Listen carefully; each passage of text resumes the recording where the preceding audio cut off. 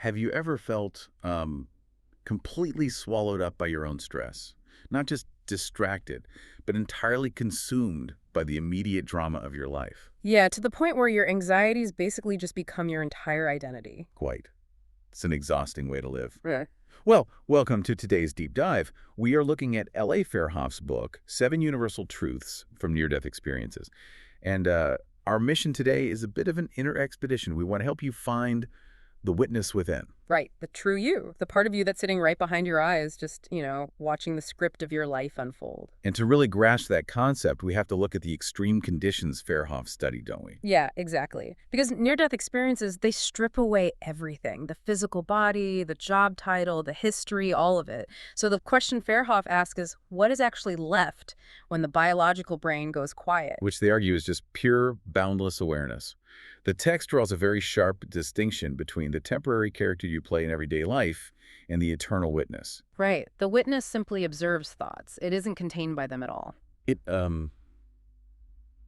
rather makes me think of playing a deeply immersive video game. You know, when your avatar's health bar is flashing red, Oh yeah, you're gripping the controller, completely stressed over survival. sweating, absolutely panicked. But that avatar is just the character. The real you is quite safely sitting on the couch, holding the controller. You are physically unharmed. I mean, the controller is a perfect representation of how our consciousness interfaces with reality. And Fairhoff builds on that separation using a theater metaphor. Right, to explain the mechanics of why we suffer so deeply. Yeah, we spend most of our lives acting like a struggling protagonist on stage, just terrified of forgetting our lines. We're getting a dreadful review. Exactly. But when we shift our identity from the actor to the audience, we don't stop experiencing the play. We just stop believing we literally are the play. Wait, though.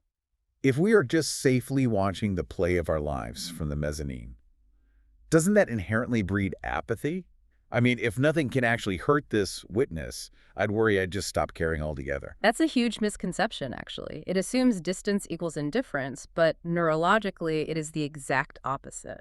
Oh, really? How so? Well, when you identify entirely with the character, your amygdala, the brain's threat center, it basically hijacks your nervous system, So you enter survival mode. which makes you incredibly self-focused and reactive. But by consciously shifting your identity to the witness, you engage the prefrontal cortex instead.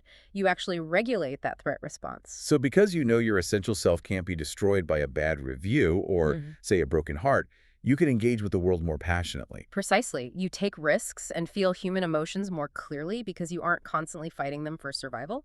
So, how do we actually pull that off when the amygdala is already firing? The Okay. book outlines metacognition, right? Yeah, which is essentially just noticing the noticer.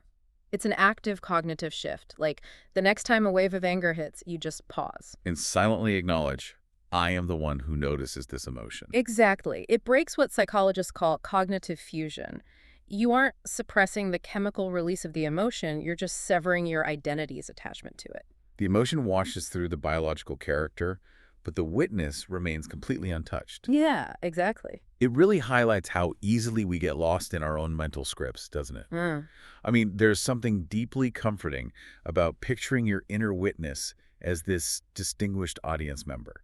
Just calmly watching the chaos unfold. Right, just calmly sipping tea up in the balcony Yeah. while your physical character absolutely panics over a typo in a work email. You really don't need stage fright when you're the one watching the show. Yeah, and creating that subtle spaciousness between the character and the witness, it transforms your default state from anxiety into curiosity. Instead of fearing your reactions, you start wondering what your character will do next.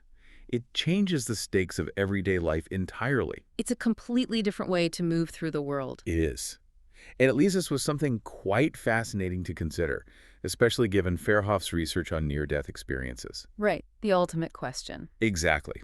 If this pure awareness, this witness, exists independently of the character's physical brain, what happens when the play finally ends? When the character's story concludes. Does the audience member simply get up and walk out of the theater? Something to ponder as you go about your day. Thanks for joining our deep dive. We'll catch you next time.